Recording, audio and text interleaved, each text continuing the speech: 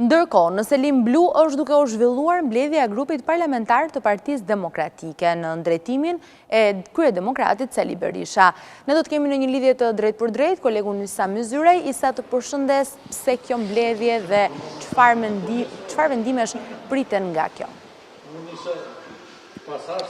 Katrina, të përshëndes edhe unë. Përpara se të kalojmë tek mbledhja, më lejo të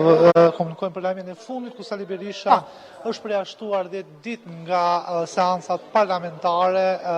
nga Komisioni i Etikës, pikërisht për komentin që ai bëri në drejtim të ambasadorit të Bashkimit Evropian në Tiranë, Silvio Gonzato,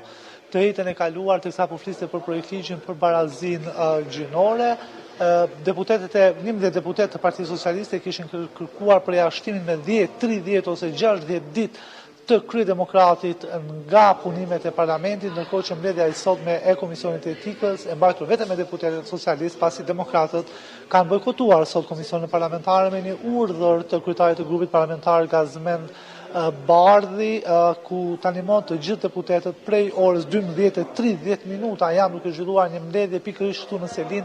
e Partisë Demokratike. Në fjalën e tij përpara deputetëve, demokrat duhet theksuar se prezent si rrallë herë janë të gjithë deputetët demokrat në këtë mbledhje, edhe sipas kërkesës së kreut të grupit parlamentar zoti Gazmend Bardhi për të mos munguar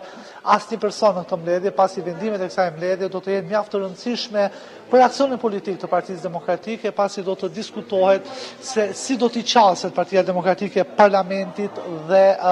cili do të jetë aksioni opozitar brenda dhe jashtë parlamentit.